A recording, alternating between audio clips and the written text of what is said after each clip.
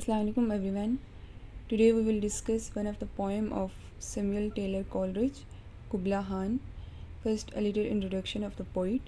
He was an English romantic poet, and he was literary critic, philosopher, and he with his friend William Wordsworth launched lyrical ballads in 1798, and he was a founder of romantic movement in England. And if we talk about his writing style, so he uses conversational style in his poems, and most of his poetry is lyrical, and he concentrated more on supernatural elements, and he gave importance to his poems to fantasy and supernatural elements and imagination. Coleridge also given a subtitle to this particular poem, Kubla Khan, or a vision in a dream of Fragment.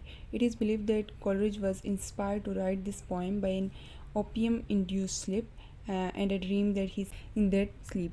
Now, he was a man with a lot of physical ailments and discomforts, and it was prescribed that he take opium to escape from the pain that he often felt, and this affected his poetic output to a large extent.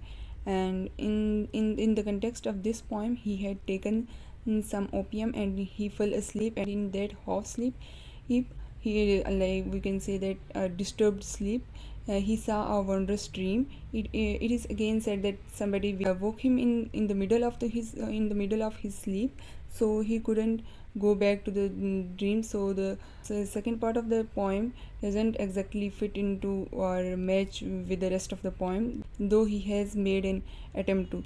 So that is why he has called the poem a fragment, because he himself knew that it was incomplete and lacked perfection. So let's move to the poem. Kubla Khan. Kubla Khan is a real character, a great warrior who is a grandson of Genghis Khan of Mongolia. And Kubla Khan too was a great fighter, and he gives the title Kubla Khan to the poem, though the poem is not about the Kubla Khan at all. It is about something that Kubla Khan has built.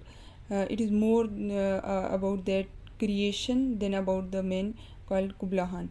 It is believed that Coleridge was reading about Kubla Khan. So this is how the poem began.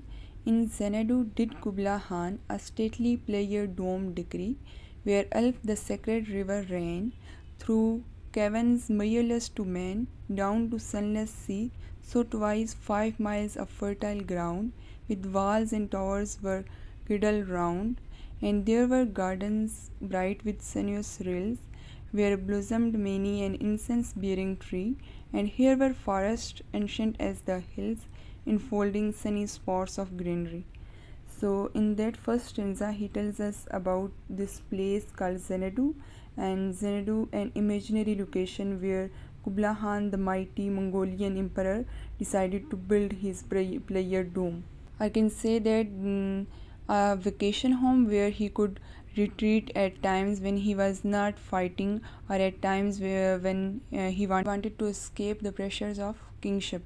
So he ordered decree is an order, so he ordered that a stately player dome is constructed in this place called Xanadu, and the Xanadu, this word has become synonymous with a dreamland. So he ordered that a player dome be built, and now poet goes to describe the place called Xanadu and this particular spot where the player dome was to be constructed, where Elf the sacred river ran, through caverns measureless to man, down to a sunless sea. So through this place a river flowing, and the river was called Elf. It was a sacred river, and it ran through deep caverns measureless to man, fathomless deep frightening caverns or caves, and it was measureless to man because it was so deep, nobody knew how deep it was, and it flowed down to a sunless sea, a very dismal kind of a picture, not a sparkling sunny sea, but a sunless cold grey sea. So twice 5 miles of fertile ground, with walls and towers were girdled round. So the land, the place chosen for the construction was twice 5 miles of fertile ground.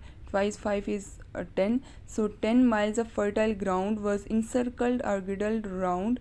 Girdle, is a belt worn around the waist to hold the dress together.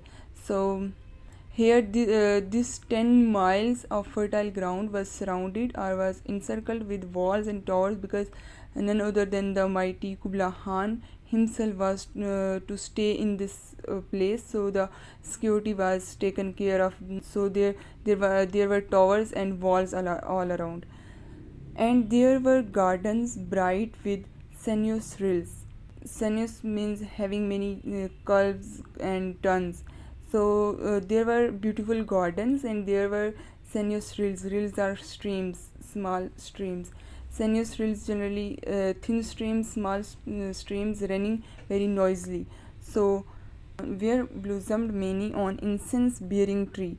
And in this garden, in this bright garden, there were incense bearing trees, means trees which gave out a beautiful fragrance, which had aromatic flowers, maybe medicinal herbs. All that you could see in this garden were blossomed many an incense bearing tree.